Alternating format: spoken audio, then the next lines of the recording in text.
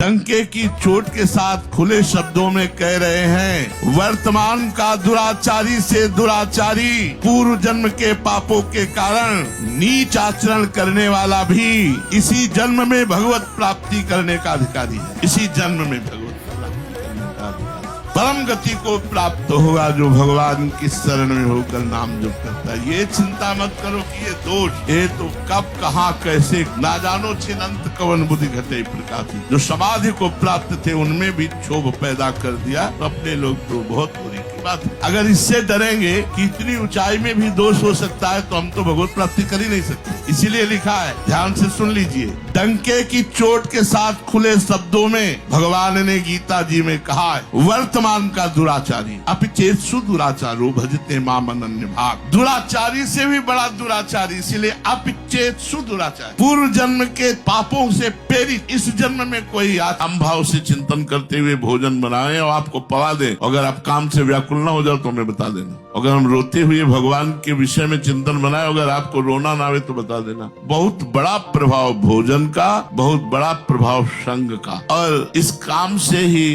क्रोध का प्रादुर्भाव होता है, काम से ही स्मृति का नाश हो जाता है, भगवत स्मृति का नाश हो जाता है, रजोगुण बढ़ जाता है। इस आसक्ति से साधक का आंतरिक चिंतन ही बदल जाता है, बाहर से कुछ और अंदर से कुछ होता है। संग दोष पक्का, वो दोष पवित्र हृदय में माना जा सकता है कि इससे कामी है, लेकिन उसमें था नहीं, है नहीं, आगंतुक है, आया हुआ है, पर माना उसी में जाएगा इसके हृदय में, पर वो आगंतुक है। आगमा पाइनो अनित्यास्ता स्थिति स्वार्थ, आने जाने वाले। आया कैसे आया? संग दोष, खान पान। मनुष्य मन से विषयों का चिंतन करता है, विषय चिंतन से विषयों में आसक्ति होती है, और आसक्ति में ही कामवास। बहुत जन्मों से हमारा मलिन मन है, साफ करते करते हो सकता है फिर कोई छींटा लग जाए, फिर कोई गंदगी लग जाए। एक दूसरे के हाथ में मिला के चलो, बड़ा फिसलन वाला मार्ग है। अगर कोई गिर रहा है तो हमें चाहिए कि 4 लोग मिलकर उसे संभाले और उठाकर आगे बढ़ाएं। ऐसा नहीं है कि गिर रहा है तो 4 लोग मिलकर चाल लाते हैं और मार दो कि दलदल में चला जाए। गिर रहा है तो उसे उठाओ, उसे उठाकर आगे बढ़ाओ,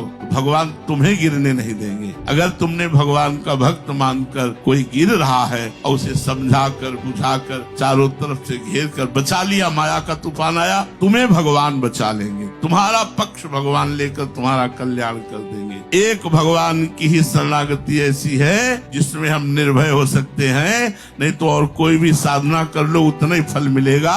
और भगवान की शरण में दुराचारी से भी दुराचारी, आचरणहीन, संसारासक्त भी भगवत प्राप्ति कर सकता है जो भगवान। जी, क्या भगवान तक पहुंचने के लिए बहुत ज्ञान, बड़े बड़े शास्त्र और लंबी साधना जरूरी है? एक सीधा साधा आम इंसान भी सच्चे मन या सरल प्रेम से प्रभु को पा सकता है? सच्चा मन और सच्चा प्रेम कहाँ से लाओगे? क्या स्वाभाविक मन सच्चा प्रेमी है? हमें उत्तर दीजिए। पूरे जितने लोग बैठे हुए हैं, मन को छोड़ दो, क्या है सच्चा प्रेमी है? इससे ज्यादा गंदा कोई होगा ही नहीं। हम सब लोग बैठे हुए हैं, देख लो, अगर इसको मन को छोड़ दो, गुरुवाणी शास्त्र आज्ञा के अनुसार न चलाओ, तो इससे ज्यादा कोई गंदा है नहीं। ये बहुत गंदा, बहुत गंदा है। ये सच्चा प्रेमी बन ही नहीं सकता जब तक साधना नहीं करोगे। और सच्चा हृदय मतलब बुद्धि का निश्चय वही तभी होगा जब पवित्र होगी बुद्धि। तो पवित्र करने के लिए ही तो साधना है, पवित्र करने के लिए तो शास्त्र है, पवित्र करने के लिए तो संत समागम है। इनके बिना मन पवित्र हो जाए और भगवान में लगा दे तो बहादुर समझे। कैसे सच्चा हो सकता है मन? मना कष्टान इंद्रियाणि प्रकृति स्थान कर सती। बिना साधना के ये भगवान की तरफ जाता ही नहीं है,